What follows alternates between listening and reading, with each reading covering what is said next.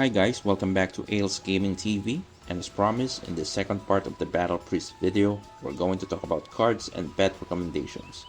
I really want to include the feather and statue guide in this video, but unfortunately, my time is really limited due to work schedule. So before we start, I just want to apologize to my viewers because I wasn't able to upload Ragnarok Origin content this past few weeks since I just got back from a wonderful vacation with my wife. But that's a different story to share, so without further ado, let's jump into the video. By the way, this guide will mainly focus on dealing decent damage in PvE, so some of this recommendation will not be applicable if you're planning to join PvP content. Okay, so right now, we're going to start to discuss card recommendations. Cards are one of the best items in the game, and they will also determine not just your damage and defense, but your own build and playstyle as well. So first, for the headwear card. You can use the Crump card since it provides good amount of physical attack and it's easy to tier up since it's a blue card. You can also choose between the purple cards depending on what abnormal status you're trying to avoid, but I highly suggest Nightmare card due to its added agility. Agility is crucial for us battlepriest since our DPS depends on our attack speed. Quick note, I will not recommend MVP cards since they're extremely hard to get at the moment, but if you happen to get one, you can prioritize using it. Next will be mouthwear, facewear, and backwear.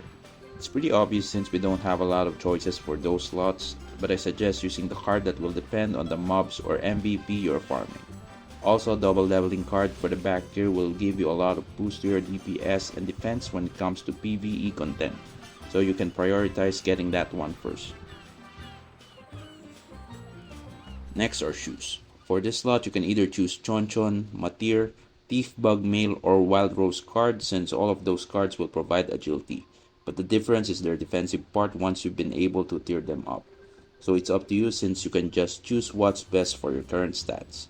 You can also use the Infernal Nightmare card if you happen to get one since it provides agility as well. Next will be the Cloak. I highly suggest that you use Baphomet Jr. card for this one since it's the most zen efficient for this slot. But if you have extra zen to spare, then you can choose the purple ones like the Ninetales or Dragonfly card for agility, the Vagabond Wolf card for strength, and the Mastering card for luck. For armor cards, you can go Thief Bug card for agility, Pouring card for luck, and Picky card for strength and physical attack. But if you want to pump a little bit of defense since being a bonk priest will require you to stay close to the enemies to deal damage, then I suggest you use Peko Peko card for more HP, or any of the elemental cards such as Swordfish, Dokebi, Argiope, Sandman, Ghost Ring, Pasana, and Evil Druid card. And now for the most game-changing slot for Battle Priest, weapon and accessories.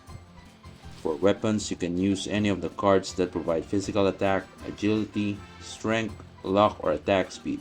But if you're planning to deal more damage, then the racial, size, and elemental cards will be the best option, since it's always much better to change weapon cards depending on the mobs you're farming to deal a good amount of damage. You can also use the Sidewinder card since it gives you a chance to attack twice and that attack crits as well. It will also sync with the Glutinous Tuna's attack procs if you want to use it once you hit level 90.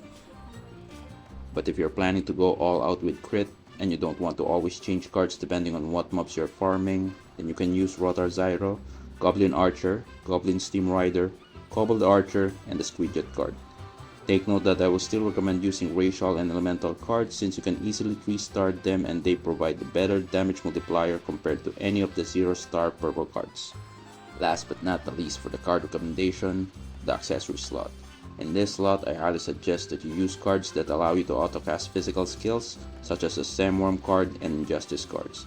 It's because Battle Priest doesn't have any problems when it comes to proc rates due to having high attack speed. That's why you'll be able to easily autocast those skills and deal a huge amount of damage. If you want to ask which is better, Stemworm or Injustice, for Battle Priest then I'll go with the Injustice card because Autosonic Blow level 5 will deal better damage and stun chance compared to a level 1 red cut of Stemworm.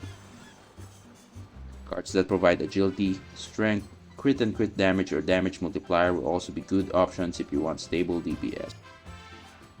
A special mention for this slot will be the Owl Baron Illusion card, since this card will allow you to deal one instance of double damage for 3% chance. This is arguably the best illusion card we have, and it's definitely worth a try. Now that we're done with the cards, let's proceed with the pet recommendations. In this one, we will not include the super scientific pet that you'll only be able to get using Yans, and also event pets such as Rock or Bully, since we all know that most of us have bad luck pulling those events exclusive items, costumes, and pets.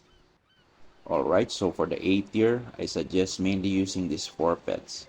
Zoe for attack speed and lifesteal, Divination Cat for random buffs of attack speed, physical attack and magic attack, crit and crit damage, Squidget for a 15% damage boost, and Child of Earth for defensive purposes. Take note that you can easily get these pets by just setting the wishlist option in the summon pet tab. And now for the S pets, any will be decent, but the ones that will stand out the most are Samurai and Earthlord. Those two will give you better DPS or survivability compared to the other S pets.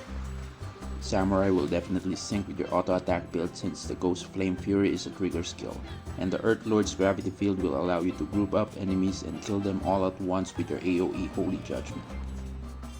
By the way, Baphomet Jr. is a good option as well since it will give you a lot of survivability by using Lifesteal, but I didn't recommend it since most of the players are F2P and didn't even top up once. So that concludes the second part of our Battle Priest guide, and in the next video we're going to talk about feathers, statues, and reader score. I know that feathers and statues should be included in this video, and I'm really sorry for that, but I promise that I will include them in the next one.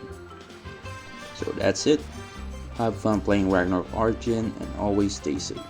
Until next time, peace!